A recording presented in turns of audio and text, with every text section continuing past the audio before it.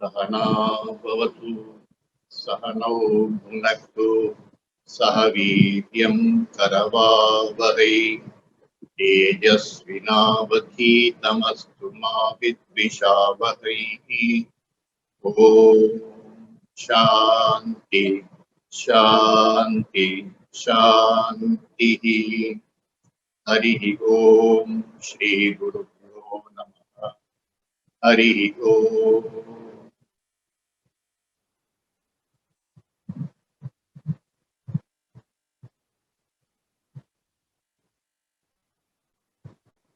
கீதா சார தாலாட்டிலே நாம் இன்றைக்கு 23வது பாடலிலே இருக்கிறோம்.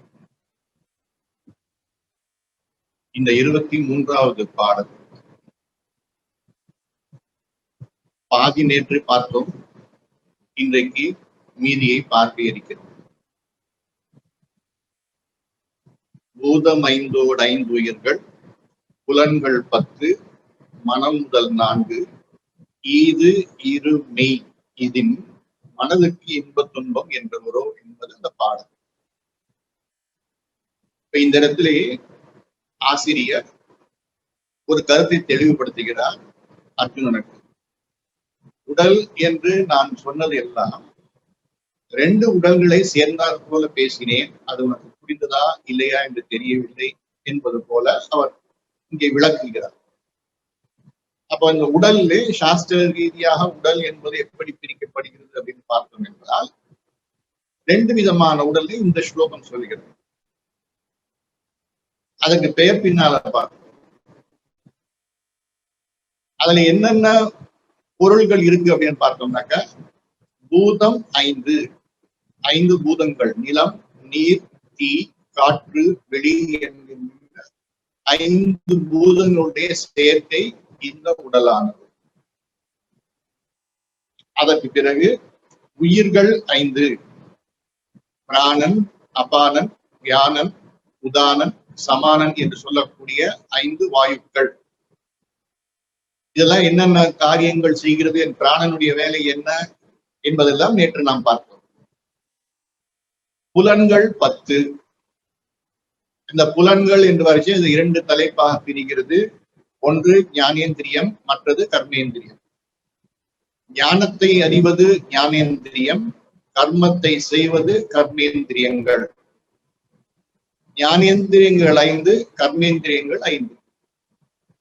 அந்த ஞானேந்திரியங்கள் கீழே என்னென்ன வருகிறது என்றால் மெய், வாய் என்று சொல்லக்கூடியது எல்லாம் அங்கே வருகிறது. கண், மூக்கு, செவி என்று சொல்லக்கூடிய 5ம் சேர்ந்து மெய்வாய், கண், மூக்கு, செவி இந்த 5ம் ஞானேந்திரியங்கள்ல வருகிறது. கர்மேந்திரியங்கள்னு பார்க்கறச்சு சொல், கைகள், கால்கள், கருவாய், பெருவாய் என்கின்ற 5 கர்மேந்திரியங்கள் செயல்களில் ஈடுபடக்கூடியது. ஆகினால் இதுக்கு பேர் கர்மேந்திரியங்கள் என்று பெயர். இதுவரையில் நேற்று நாம் பார்த்தோம் தெளிவாக. இவை எல்லாமே நம்முடைய கண்ணுக்கு தெளிவாக தெரியக்கூடிய ஒன்று. ஆகினால இவற்றை ஆசிரியர் என்ன சொல்லுகிறார்னா, இவை எல்லாம் ஸ்தூல சரீரம் என்று ஒரு பெயர் கொடுக்கிறார். ஸ்தூலம் என்றால் இந்திரியங்கள் மூலமாக தெரிந்து கொள்ளக்கூடியவை. இப்ப கண் நமக்கு தெரிகிறது, காது இருக்கு என்று தொட்டு பார்க்கலாம். நமக்கு கண் இருக்கு என்று நம்ம கண்ணாடியில பார்க்கலாம், காது இருக்கு என்று தொட்டு பார்க்கலாம். இந்திரியங்கள் மூலமா எது எதெல்லாம் நமக்கு புரிகிறதோ தெரிகிறதோ அவற்றை எல்லாமே ஸ்தூலம், இதற்கு ஆங்கிலத்திலே கிராஸ் என்பார்கள். தூய தமிழிலே சொல்ல வேண்டும் என்றால் பரு உடல் என்பார்கள்.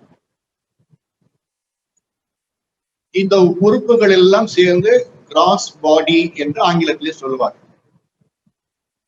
ஸ்தூல சரீரம் அல்லது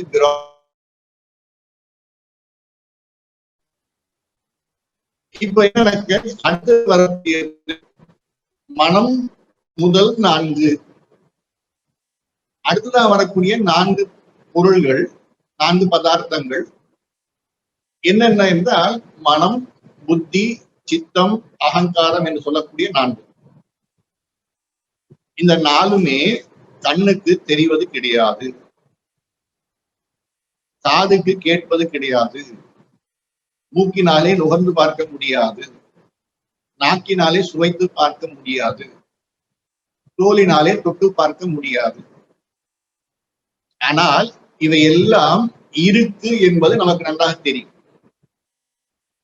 எங்கே இருக்கிறது அப்படின்னு சொல்லுகிறேன், சாஸ்திரத்துல இவையெல்லாம் உள்ளுக்குள்ளார இருக்கிறது என்கிறார்கள்.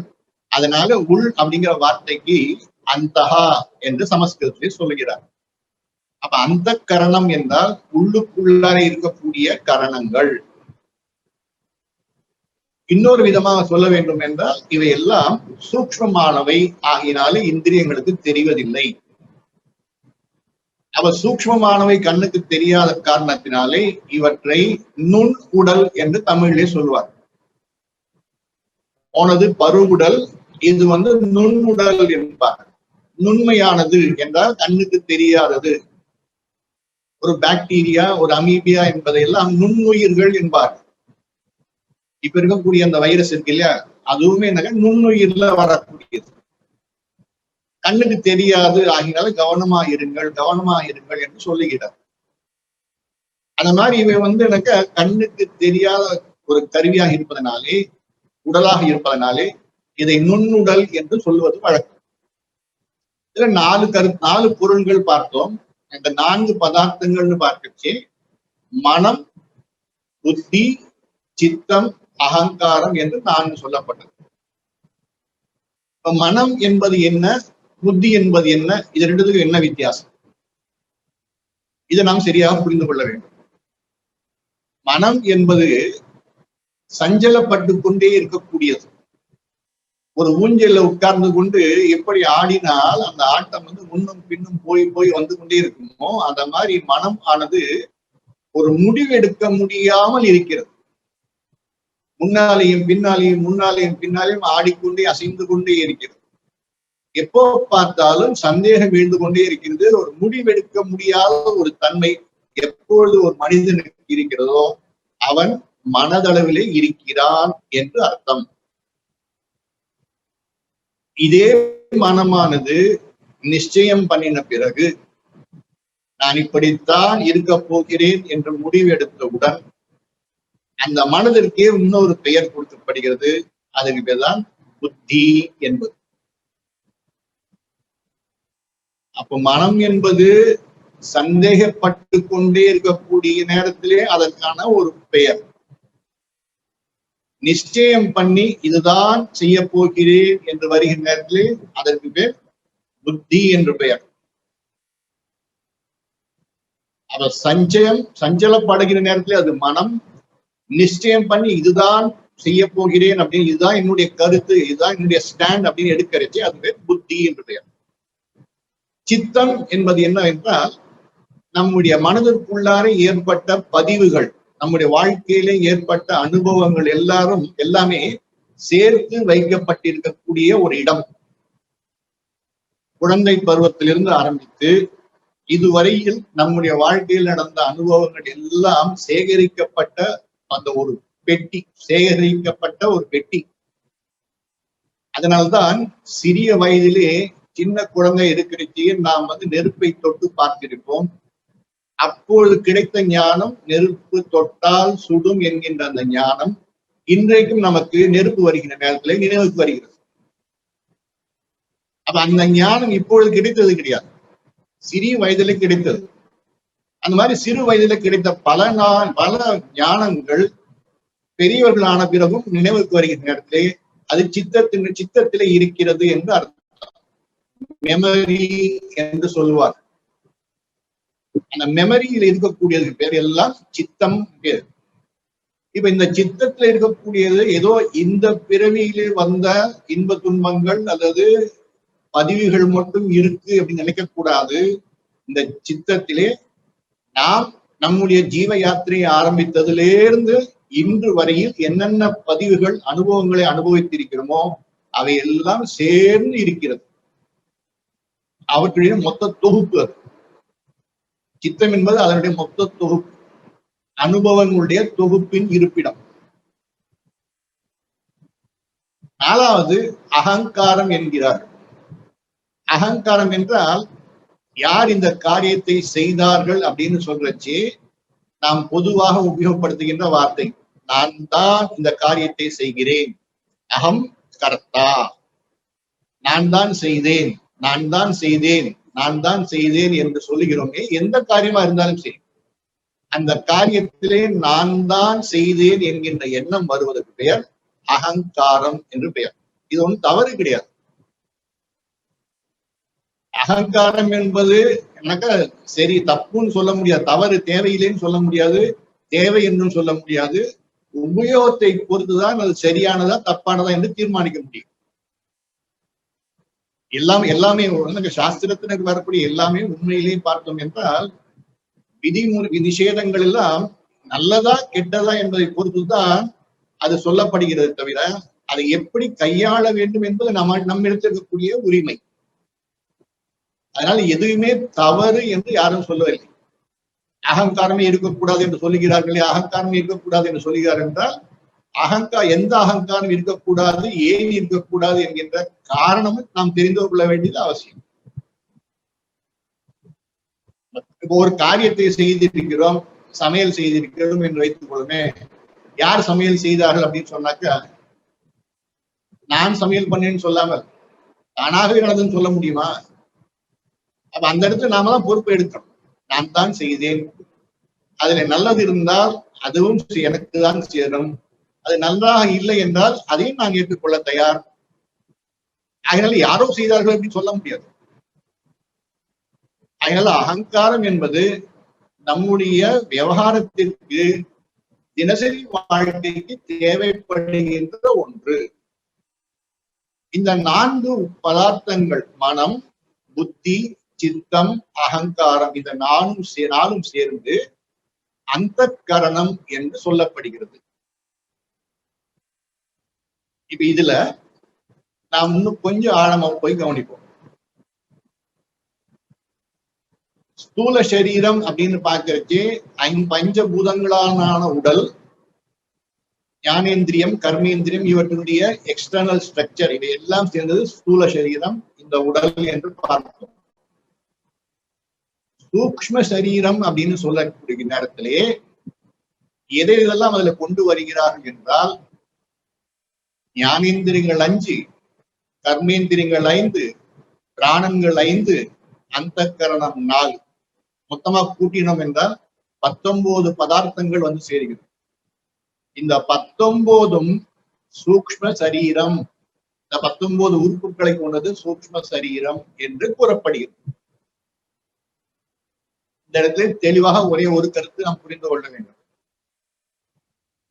ஞானேந்திரியங்கள் கர்மேந்திரியங்களையும் சூக்ஷ்ம சரீரத்திலே கொண்டு போகிறாரே, அப்படி என்றால் மனம், புத்தி, சித்தாகங்காரம் கண்ணுக்கு தெரியாதது போல இந்த ஞானேந்திரியங்கள், கர்மேந்திரியங்கள், அதே போல பிராணங்கள் இவற்றெல்லாம் அங்க கொண்டு போனால் கர்மேந்திரியங்கள் கண்ணுக்கு நல்லாதான் தெரியுது என்றால் எதை கொண்டு போகிறார்கள் என்றால் கண் என்பது ஸ்தூல சரீரத்துக்கு சொந்தமானது.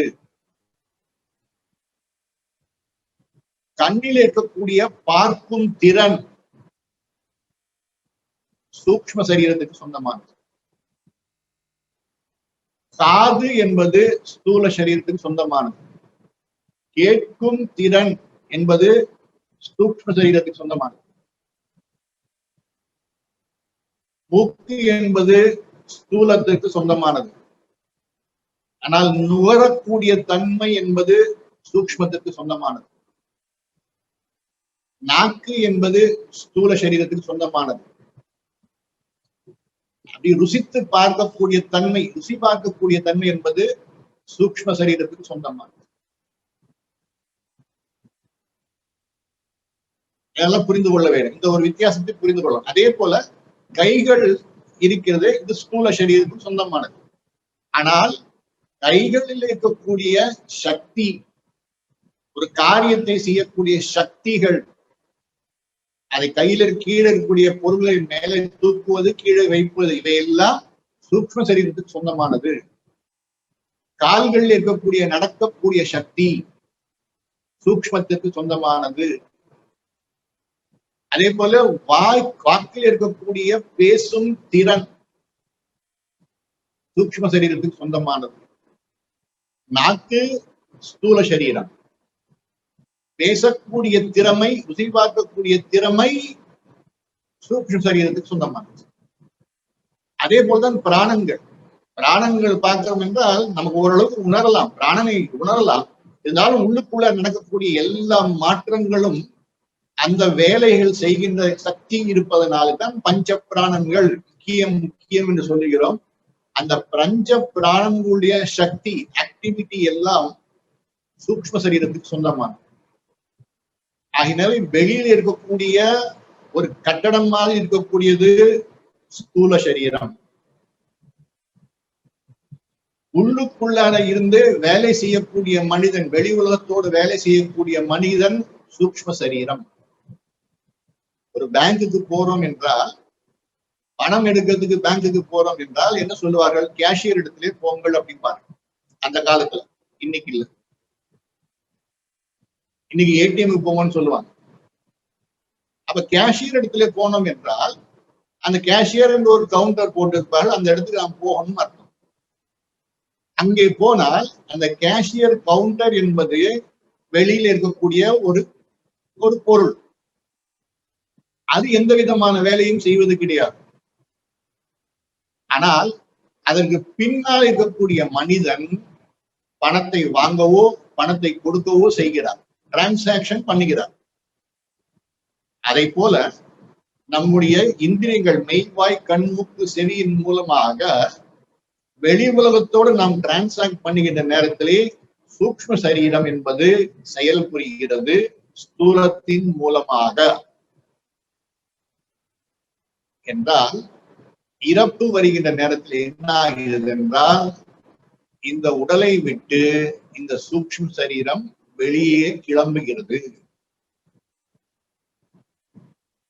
இப்ப இதுவரைக்கும் இன்றைக்கு இந்த தலைப்பை இதுவரைக்கும் நாம் புரிந்து கொள்வோம். ஸ்தூல உடல் என்பது ஒரு கவுண்டர், சூக்ஷ்ம சரீரம் என்பது அதுல நடக்கக்கூடிய டிரான்சாக்ட் பண்ணக்கூடிய மனிதர்.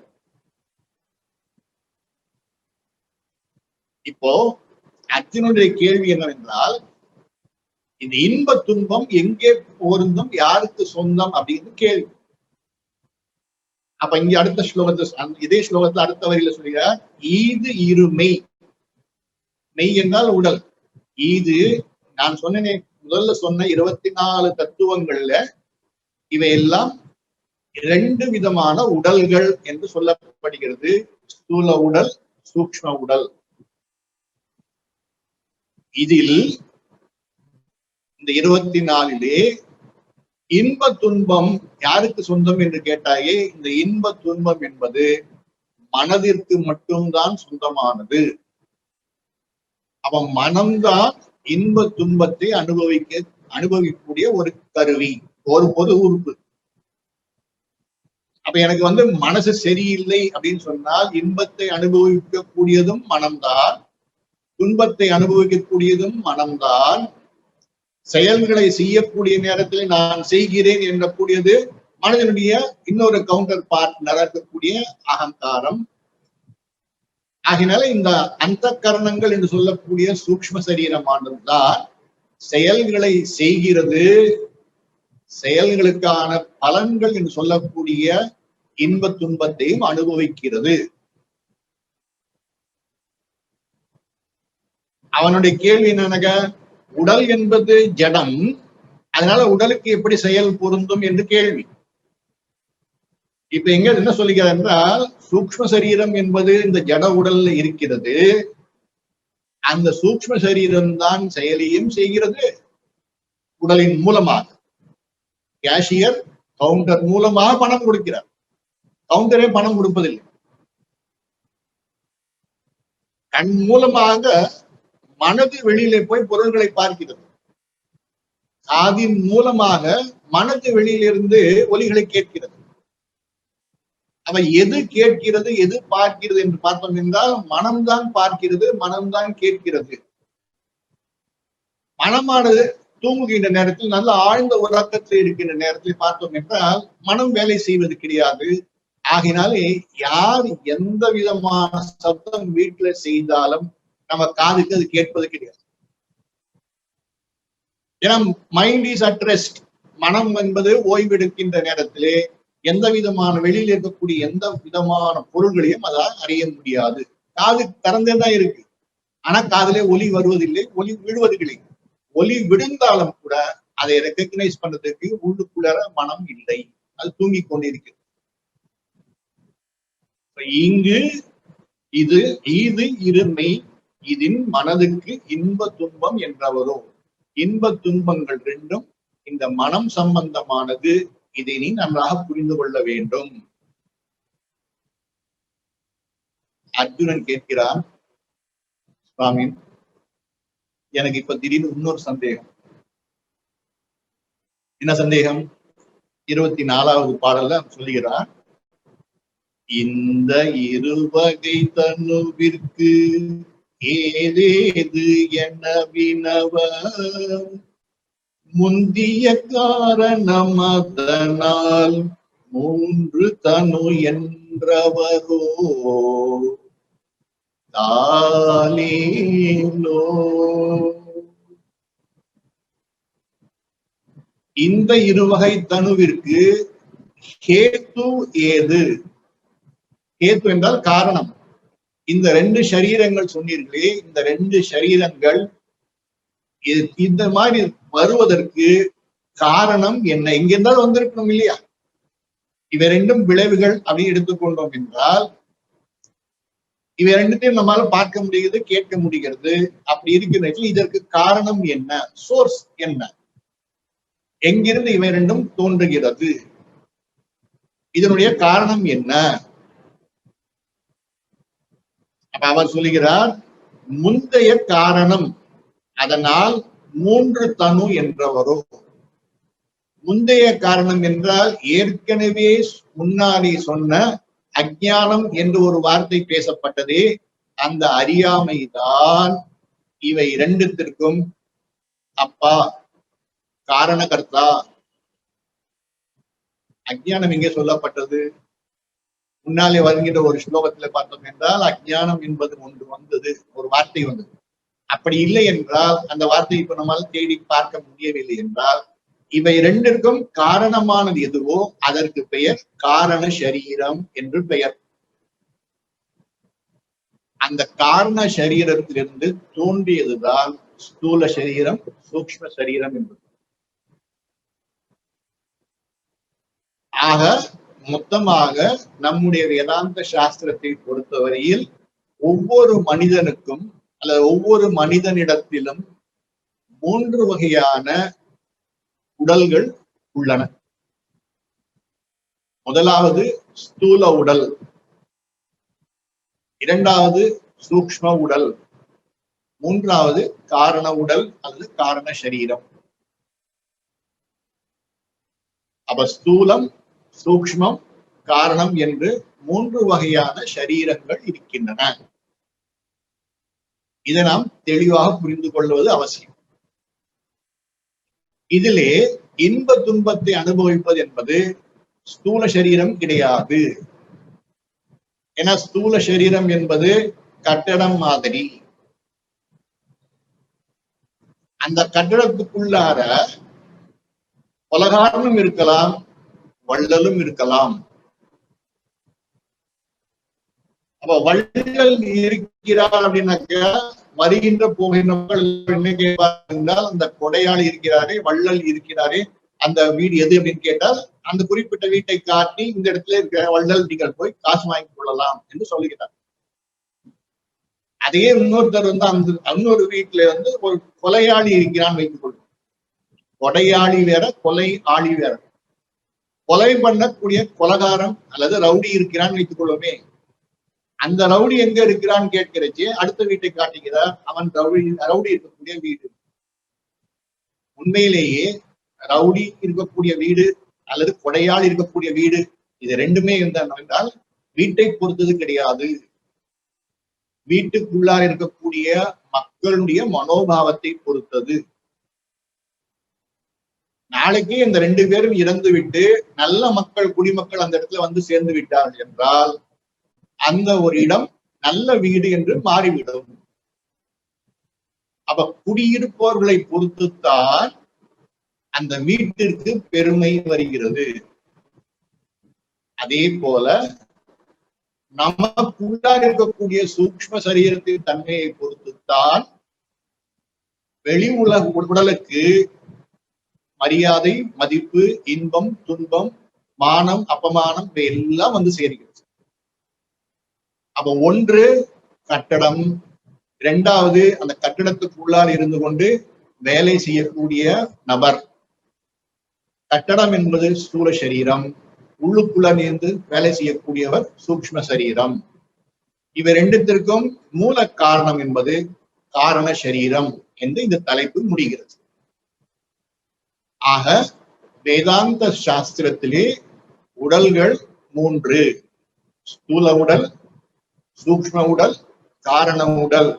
இந்த 3ம் தெளிவாக புரிந்து கொண்டது என்றால் இந்த தலைப்பை நாம் இத்தோடு நிறுத்திக் கொள்கிறோம் இன்றைக்கு.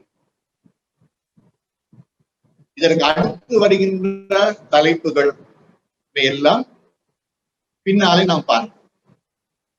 இந்த வகுப்பை இத்தோடு நிறுத்திக் கொள்கிறோம்.